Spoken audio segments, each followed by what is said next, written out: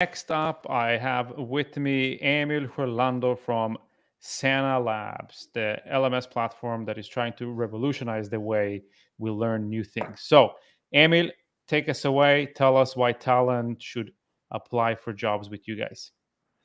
Absolutely, and thanks for the introduction, Daniel. So my name is Emil. I'm driving parts of the business development and sales team at Sana Labs. I've been with the company for about 2 years now, and it's been a hell of a journey.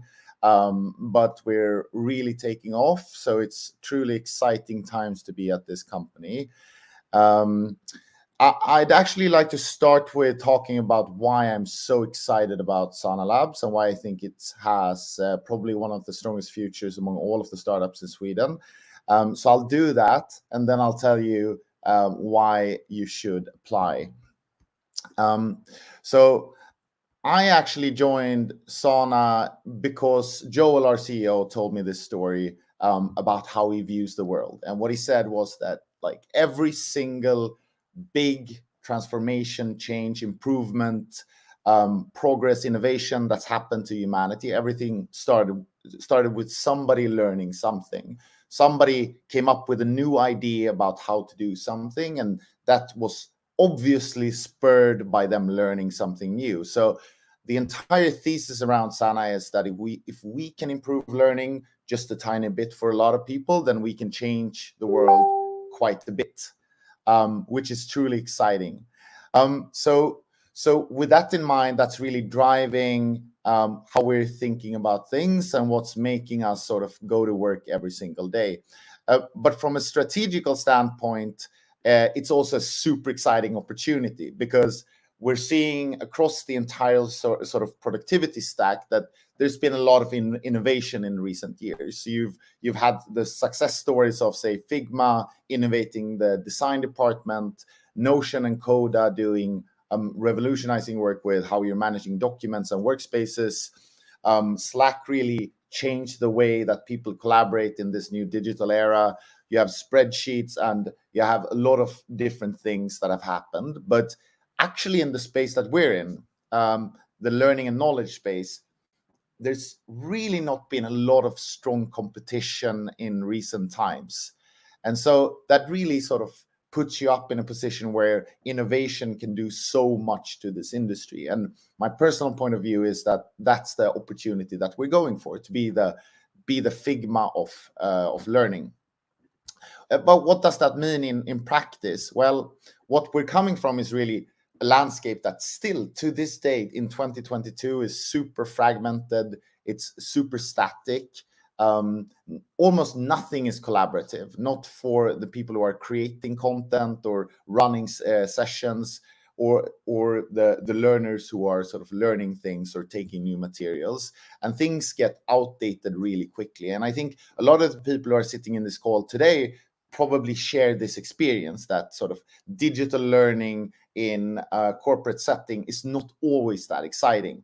So what we're trying to do is to move this into something that's more all-in-one, contains the entire learning experience, which is personalized, obviously, powered by AI, which is collaborative, and puts you in a setting where you feel that you're really in touch with other people.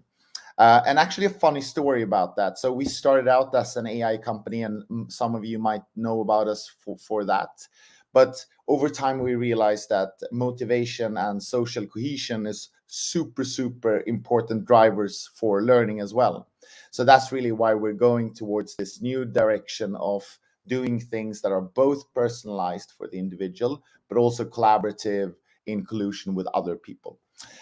So I'm obviously very, very excited about that, and the metrics support it. So we're really growing. So I'm not going to show you our sales numbers in this call today, but you can infer it from the usage growth that we've had over the past, say, 12 to 15 months.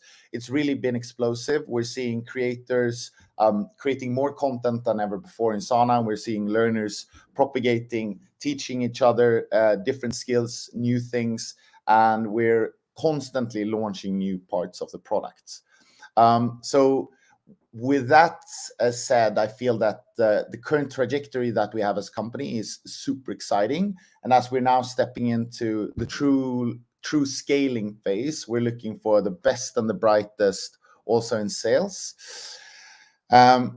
And I'd like to share a few words on that, because Sana is truly a human-centric company. We have this very, very strong philosophy that great people build great products and make great companies. So Joel, our founder, has always been all about culture and getting the right people. So the bar is high. I feel that the team that I'm working with at Sana is probably the strongest team I've ever been with in my entire career. And I've been at pretty high stakes places before as well, such as BCG, where people were a lot smarter than I was a lot of the time. And still, I feel that Sana has really put the bar at the highest possible level, but in a way that's approachable and fun. So I feel that going to work at Sana is very, very exciting every single day. And we're trying to get more people with the mindset of wanting to build a fantastic company and work there for a long part of their careers and really be part of a fantastic journey. That's the type of people who should join Sana now. And I think that's basically my message. So if you feel that you're among the best and the brightest in terms of selling SaaS solutions to mid-sized companies in the Nordics or in Europe, if you want to be a part of a really exciting product story as well, then I think Sana is something you should consider for your career. With that, I'll say thank you. So how does this work, Daniel? Should I take any questions or should I just end? That was excellent. It was just me being on mute. Thank you so much for that rapid exercise. And it truly seems like you guys are on a fantastic journey. So there's one question here. Are you guys open to remote workers, or is it in office? What's your philosophy there?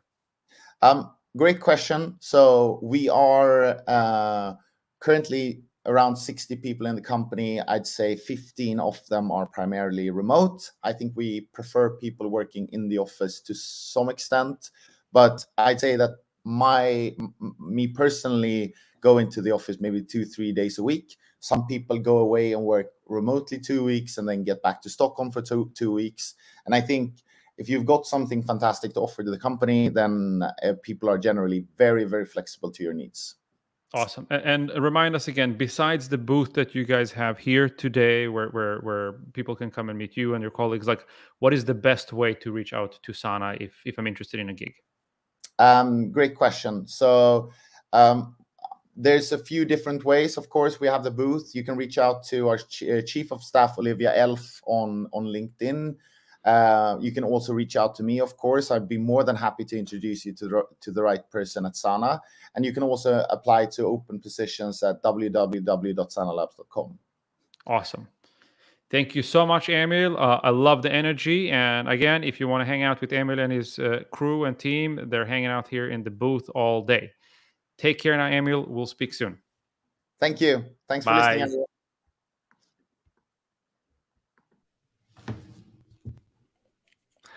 Now it's time to welcome Shamik, the CEO at TrustRace, here at the SaaSiest Jobs Day. And really looking forward to hear more about your company and the opportunities that lies ahead for anyone that wants to join your company. So Shamik, take it away. Thank you, Thomas, and thanks for this opportunity. I am Shamik. I am the CEO and the co-founder of TrustRace. I am based in Stockholm, originally from India, but have been living in Sweden for the last 14 years. And we have a team based out of Epicenter in Stockholm, but we also allow people to work remotely there. So we have got folks based out of France. We have got people based out of Borås and few other cities in Sweden also. What we do is that we are a digital platform for product traceability and supply chain transparency. And what that does is we are helping the fashion brands to take control of the supply chain, and in this whole process improve the environmental, social, and ethical aspects of their supply chain there. So we are helping fashion brands to make their supply chains more responsible, and in this way helping conscious consumption. So it's very important for us to understand why did we start this company. So four of the founders, we come from India, and this is the state of a river which was then in the backyard of our one of the founders farmlands there. And we have got similar such examples from cities in Bangalore, in Calcutta, in Chennai, and all, right? And we said that this is not the right way to develop the world, because these were places where we would have taken a dip when we were younger, or we were kids, or will be the places where we will be typically playing there, but nobody can now go near to these places. So we said that how do we bring a change to this? We believed strongly that you can bring change if we can create a data platform by which such kind of information is available to the people who can influence a change. So what does that mean?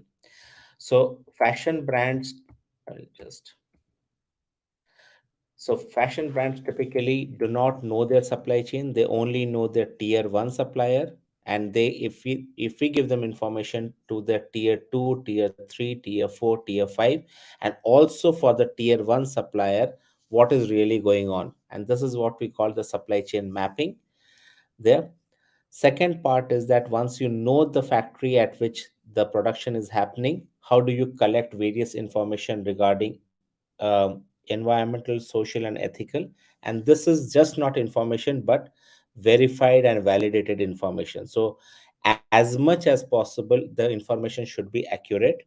And finally, you also need to ensure that these companies are using more and more certified materials like organic cotton, recycled polyester. So if you bring these three data points to a fashion brand, uh, I think this helps them to take the right decisions, to use the right suppliers, and also for the suppliers who are doing a lot of these activities, for them to promote themselves the right way. This is where I think the reason where we got started. But what has happened in the last few years is that there are so many now new regulations which has come in, by the which has been introduced by European Union or each country like Norway, Sweden, Germany, France, and all that kind of thing, plus US there. And third and secondly, lot of consumers, when we are going and buying a product or a product from a particular brand, we are actually looking at what are the supply chain attributes of a particular product. So these two is driving the fashion brands to make significant changes into their supplier network, and they do that using traceability and transparency. Yeah. We have now been working for what, 5 years or 6 years there, and we are very, very proud that we have been trusted by quite a few well-known names in this space like Adidas, Fast Retailing, Decathlon. You may also see in the LinkedIn that today we announced that Kapal has also signed up. We also have got Houdini, Fjallraven, Philippa K, such kind of companies. And Sweden has been very special to us because I think we developed the solution working with some of these brands in the early days. So Houdini, Philippa K, Iceberg, Fjallraven, these are the brands who actually helped us to build the solution the right way. So we continue to grow in Sweden and in India. So overall, we are headquartered in Stockholm, and we have a large center in India. We are around 105 employees, uh, 20 around in Sweden, 30 in India. But now we are also expanding in France, in US. In France, we already have a employee sitting there in Paris, and then in US also we'll shortly have first employee in US, and then we will add another four in the next year. We are growing across functions, but most areas where most the department which will grow the most is product and engineering and customer success there. And I think we have got a few roles available in Sweden. We also of course are will grow incrementally in the marketing, sales, and the finance teams also there. I just wanted to cover one thing. So we, as a platform, we are using artificial intelligence, blockchain, and bots. And we also integrate into multiple different software stacks like PLM, ERP, etc. And we also work very, very closely with various ecosystem partners like Hig Index, Sustainable Apparel Coalition, Textile Exchange, and all. So, as a company, we are a very international company because we have to interact with a lot of these third-party bodies across the globe. And as a company, also we have got a lot of multicultural people. So within the Sweden office, while we are 20 people, we have got around 16 nationalities represented. So I think that shows that how spread we are. And also as a company, we believe in change agents, people who can take initiative and run with it. Yes, we may fail, we may fall, but we learn from those and grow there. So that's where I think we are going. And in case you have got any questions, please feel free to reach me through this email, or you can reach me through LinkedIn also. Yeah, most probably you will see a few roles in the SaaSiest jobs in the product and product management area and the customer success area there. So quite happy. Great, and right on time, even with a minute or so before, Shamik. Really really happy to have you here. A new rising star in the B2B SaaS space here out of the Nordics, and with a great diversity mix. So if you want to know more about TrustRace, take the opportunity to go into the employer exhibition for the booth and find TrustRace there. And also, as Shamik said, you can check out SaaSiest Jobs to see open positions. So thank you, Shamik, and see you around Thank in you. the community. Bye. Thank you.